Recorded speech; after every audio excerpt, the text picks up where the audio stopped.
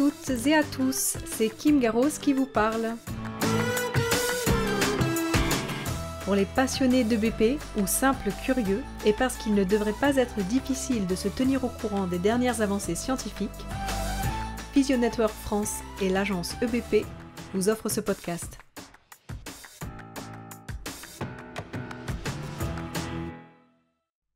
Pour ce mois de septembre, nous avons choisi l'analyse de Tom Goon, intitulée « Les modalités physiques avec exercice excentrique ne sont pas meilleures que l'exercice excentrique seul dans le traitement de la tendinopathie chronique d'Achille », revue systématique et méta-analyse.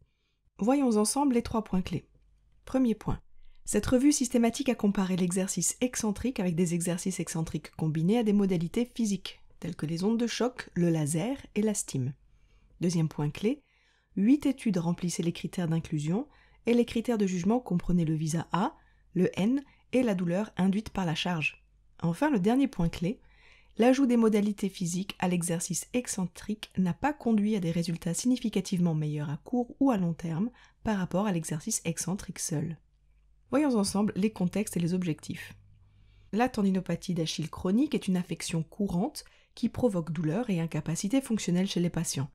Le traitement de référence actuel pour la tendinopathie d'Achille est un programme de mise en charge progressive, mais cela ne conduit certainement pas à la résolution des symptômes pour tous les patients. Des adjuvants, entre guillemets, sont souvent ajoutés aux soins normaux dans l'espoir qu'ils traiteront la douleur et amélioreront la fonction, mais est-ce vraiment le cas ?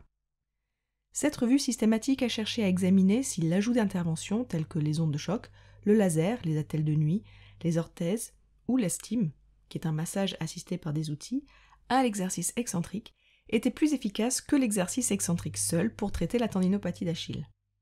Quelle a été la méthode ? Une revue systématique et une méta-analyse ont été menées conformément aux directives PRISMA, qui veut dire Preferred Reported Items for Systematic Reviews and Meta-Analysis. Des bases de données scientifiques clés ont été consultées à l'aide de termes de recherche spécifiques pour identifier les articles pertinents. Cela a été combiné avec une recherche dans les listes de référence de cet article pour identifier d'autres recherches. Les études ont été incluses si elles comparaient un programme d'exercice excentrique à une approche combinée où une modalité physique était utilisée en plus des exercices excentriques. Les essais qui utilisaient des interventions chirurgicales ou qui étaient publiés dans une langue autre que l'anglais ont été exclus. La qualité des études et le risque de biais ont également été évalués.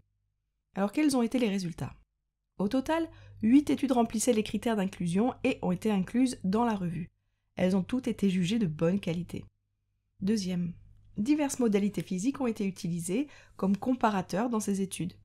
3 études ont utilisé les ondes de choc, 2 études la thérapie laser de faible niveau, une étude l'attelle de nuit, une étude l'orthèse plantaire et une étude a utilisé la stime.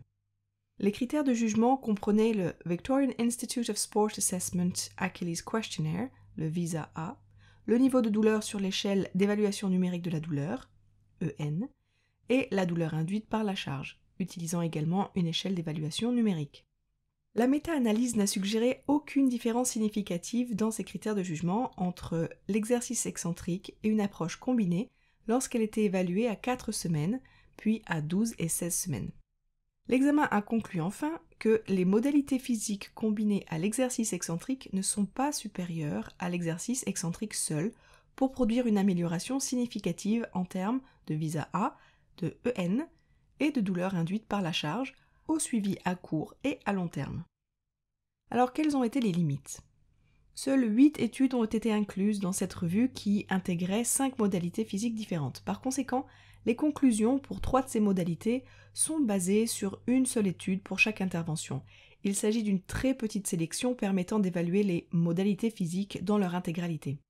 Enfin, les auteurs ont fait remarquer qu'il y avait un manque de critères de diagnostic uniformes pour la tendinopathie d'Achille dans les études incluses et que les paramètres de traitement, par exemple pour les lasers, ont peut-être été sous-optimaux. Alors voyons ensemble les implications cliniques. Cette revue systématique et cette méta-analyse suggèrent que l'ajout aux exercices excentriques de modalités physiques telles que les ondes de choc, le laser ou les orthèses n'est pas plus efficace que les exercices excentriques seuls. La recherche sur le massage semble soutenir cela car l'ajout de 18 séances de massage n'a pas conduit à des résultats à long terme significativement meilleurs par rapport à l'exercice excentrique seul dans un autre article. Pour cela, se référer à la première référence que nous citerons à la fin de ce podcast.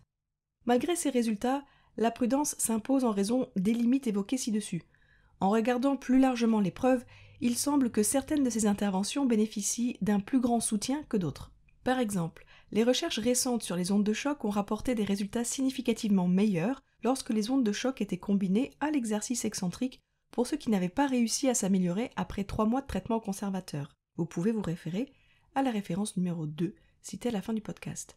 Il semble peu probable que ces interventions prises isolément traitent les altérations de la force ou de la fonction associées à la douleur tendineuse, mais elles peuvent aider à réduire la douleur qui peut être un obstacle à la guérison. Des recherches supplémentaires sont nécessaires pour déterminer laquelle de ces modalités physiques, le cas échéant, donne le meilleur résultat et dans quelle population. Jusque-là, l'éducation, la modification de l'activité et la charge progressive restent nos traitements de premier choix, pour beaucoup, et peuvent donner des résultats positifs sans avoir besoin de compléments supplémentaires. Alors nous avons cité 2 références, et les voici. La première référence citée, Stephenson, Branson, Langberg, Hanson, Using Pressure Massage for Achilles Tendinopathy, a single-blind randomized control trial comparing a novel treatment versus an eccentric exercise protocol. Orthopedic G-Sport Medicine, 2019. Et la deuxième référence, Abdelkader, Elmi, Fayaz, Sawiris, Short and Intermediate Term Results of Extracorporeal Shockwave Therapy for Non-Insertional Achilles Tendinopathy, Foot Ankle Int, 2021. Nous espérons que vous avez apprécié cet article et les implications cliniques en espérant qu'elles vous soient utiles. Et moi je vous dis au mois prochain.